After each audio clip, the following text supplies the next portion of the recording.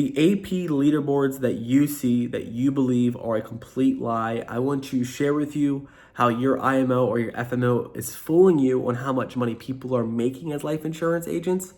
And ultimately, I want to share with you how you can track one number in your personal production that will actually help you make money. So if you want to avoid all the BS, the smoke mirror, all that stuff that everyone's talking about and hyping, 50,000 a month AP, but they're still broke. If you just literally focus on this one metric, you will make actual money as a life insurance agent, and you'll make more than what most people are talking about. Most agents aren't making money, and I want to make this video because there's a guy that applied to work with us, said, hey man, I gave up everything to become a life insurance agent. I was looking at the leaderboards when I first got started, and it looked like people were making $30,000 to $40,000 because that's what it said. It said 40,000 AP. I thought that's how much their bank account was making. Well, that's the lie that your life insurance agency does not want you to find out. I'm going to give it to you here. And most importantly, he said, Peter, I actually did it. 1 month I sold $20,000 of final expense premiums of AP. And I actually had to stop the next month because after lead costs and after expenses, I looked at my bank account and actually lost money. So what the heck went wrong here? I want to explain that to you, okay? So these leaderboards that you guys see, these IMOs or these people on YouTube flash up is called premium. These are premium goals. Annual premium, what that stands for is annualized premium or AP, okay? So basically, if I sell a $100 policy to Miss Betty, she's going to pay for that policy for 12 months technically on paper. Okay, so you take the 100 times that by 12 and you'll get 1,200 annual premium. Okay, so this is what agents do. They'll sell. They'll neglect how much it costs to actually acquire a client. We'll talk about it in another video. And they'll post their AP. And you'll see some people doing 50,000, 60,000 AP. And you're thinking they're making 60,000, but they're actually not. This is just business that they put on paper. But the number that you must track as an agent, that I bet you, hopefully you know right now, is called your placement rate, okay? So if I ask you right now, what was your placement rate?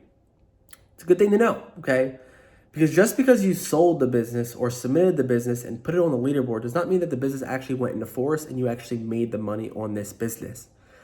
Because the average placement rate should be between 80 to 85%, meaning that 80% to 85% of my business that I actually sell places. So what is placement rate? Meaning that if I sell a policy, the client moves it out to the third of the month. When the third of the month comes, they actually make the payment. The payment actually goes through. The insurance company verifies the payment, and that policy goes into effect so that you get paid on the policy, okay? But the average industry sees around 30, 40%, 50% or less. So just off of raw numbers, let me give you an example and explain why this happens. If I sell, let's say, $20,000 of final expense premiums, you're going to look at me and probably be a top producer. I'm making all this money. You're going to think you're just rolling it in, okay? You take the 20,000 annual premiums on the leaderboards, but your placement rate is only 50%, okay? Meaning that only 1 out of 2 of your policies that you sold out of that 20,000 actually went into force. Meaning that if you had 20 policies, only 10 went into force. Right then and there, your actual production goes from 20,000 of AP on the leaderboards to actually opportunity in your bank account to only 10,000 AP, okay? So if you don't track your placement, it's all smoke and mirrors. If I have $100,000 of business that I submit, I don't make $100,000 if my placement rate is 10%. If only 10% of my business goes in force and I have $100,000 on paper, I only made 10 grand, possibly before the advance, before the lead costs, before the expenses, before the taxes that have to come out of it. This is what the thing that people don't want to tell you about the leaderboards. It's all a vanity metric. It's all smoke and mirrors to get you, to have you look at that and be like, man, I can make 10 grand. I can make 20. Wow, people are making 30 grand a month. That is just submitted business, okay? Life insurance is one of the only businesses where you can actually do the service or the work and not get paid on it. For example, if I own a lawn care business, I don't, if I cut someone's grass, they're probably going to pay me because I cut the grass. Insurance is different. I can cut the grass. I can sell the sign up a policy and they say, actually, I don't want it anymore. Cancel it before it starts, meaning that your policy will not place. So here's ways that you can change your placement, or here's ways that actually ruin your placement. Number one, if you set a policy up and you move it out a future date and the client does not have money in their bank account and the insurance company goes to take out their premium and it's not there, policy will not place. If a client goes out and looks around before your policy that they bought with you is supposed to start and they buy another policy and they cancel before it starts, that policy did not place, meaning that you're not going to get paid on it. So right now as a life insurance agent, this is my just real honest truth. I live this, guys. I live the 50,000 vanity metric. Looked at my bank account. Damn, I only made 10,000. After all my expenses. This is even before what we call advances. Let me teach you part 2. If I sell 10,000 of premium and it's all guaranteed issue business, okay? Typically I have a reduced comp, meaning that I'm not going to get paid as much money because it's guaranteed issue, which means more risk for the insurance companies. I'm not going to pay out as much money. Secondly, with guaranteed issue business or graded policies, they're only going to give you a 50% advance, meaning that 10,000, only 50% of that is going to be advanced before the reduced comp. So statistically speaking, if I sold $10,000 of guaranteed issue business after the placement rate, after the advance rate, and actually cash collected, that $10,000 could only be $3,000 or $4,000, but they don't want to tell you that.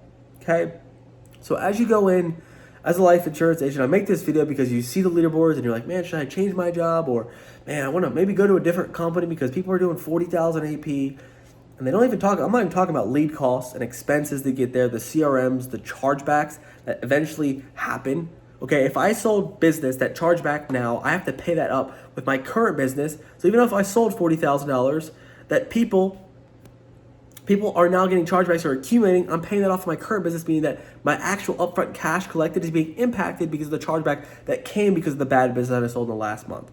Okay, there's so many different metrics when it comes to chargebacks, when it comes to placement rates, when it comes to advances, when it comes to your contract rates that actually impact how much people are making. So if you're just sitting back as an agent looking at, man, if someone making actually $40,000, if that's what their AP is, this is the video to share with you that it's a lie. I'm tired of agents being lied to just to get recruited to, sold the dream to, when actually it's a different story. If you're making $5,000, $7,000, $12,000, $10,000 a month profit at the end of the month, I guarantee you you're making more than 90% of life insurance agents right now in the industry.